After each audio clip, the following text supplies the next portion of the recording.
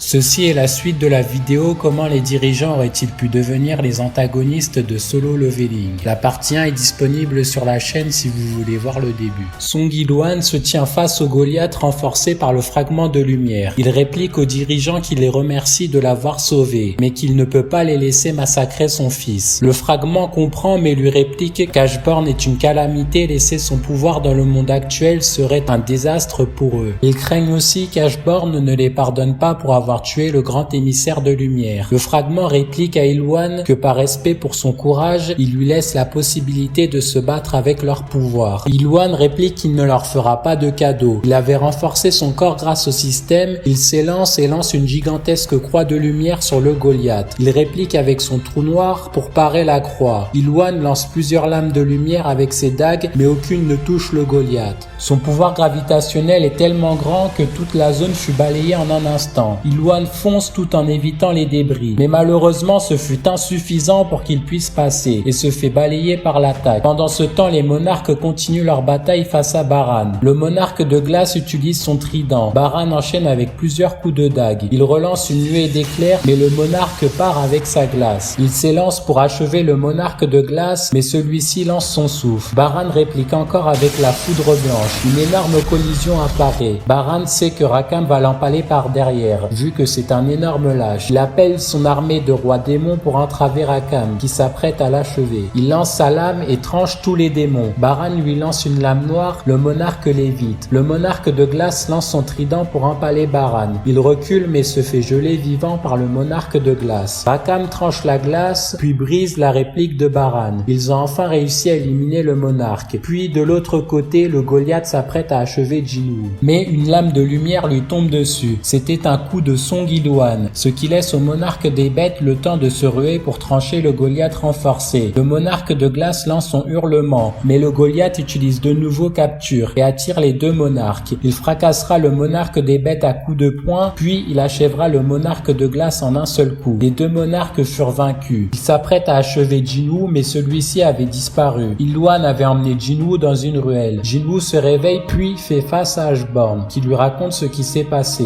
Il donnera le cœur noir à Jinwoo, puis celui-ci se réveillera avec le pouvoir du monarque des ombres. Il se retrouvera face à Song Il-hwan, ils auront la même conversation que dans le webtoon. Puis celui-ci d'un air irrité hurlera aux dirigeants qu'ils paieront pour ce qu'ils ont fait.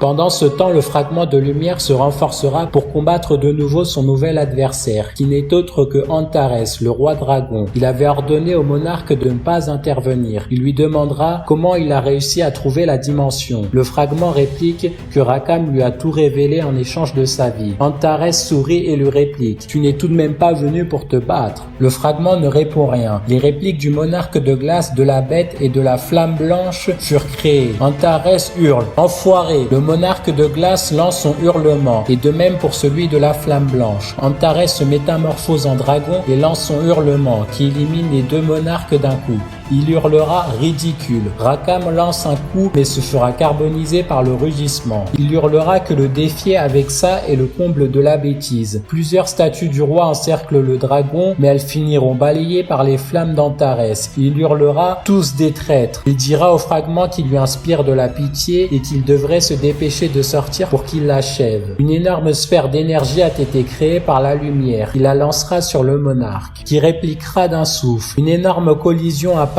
Antares est toujours debout. Il sort sa forme hybride, puis enchaîne les coups face au Goliath. Tout d'un coup, une armada de lances transperce Antares. L'armée des dirigeants avait pu se déplacer grâce à la faille qui fut créée par le choc de leur attaque. Les dirigeants dirent à leurs camarades: « Tu t'es trouvé un bon réceptacle. » Le fragment répond: « En effet. » L'armée se prépare à éliminer les derniers monarques restants. Le fragment possédé recommande d'éliminer Ashborn en premier. Puis, tout d'un coup, une aura ténébreuse apparaît. Il s'agit du chasseur Song Jinwoo. Les émissaires lui conseillent de se rendre et de leur expliquer qu'ils essaieront de le libérer du pouvoir d'Ashborn. Jinwoo réplique avec son doigt. Les émissaires de lumière comprennent. Il hurle: « Levez-vous !» Les ombres sortent et comme lors de la Grande Guerre, les ombres affrontent l'armée des dirigeants. Jinwoo lance peur draconique pour affaiblir l'armée des émissaires de lumière. Il dit qu'il doit s'occuper du réceptacle possédé. Les généraux level max se battirent contre les autres dirigeants. Le Goliath fonce sur Jinwoo et lance un grand coup de poing. Leurs poings entrent en collision. Ils se livrent un duel d'autorité, mais Jinwoo le surpasse. Il enfile son armure des ombres et frappe le fragment. Les coups s'enchaînent. Il réplique avec ses lances, mais le Goliath part. Il décide de lancer une boule de flamme qu'il a obtenue après avoir vaincu Antares. Jinwoo fut touché mais continue son assaut. Il concentre son énergie et lance un slash noir qui touche le fragment, épuisé par son combat contre Antares. Il ouvre un immense portail grâce au pouvoir de Madame Sliner. Il a pu renforcer ses capacités de monarque, le portail s'ouvre et il absorbe le reste de l'armée des dirigeants, qui finissent entièrement absorbés. Jinwoo avait gagné, il élimine les monarques restants et met fin à la bataille.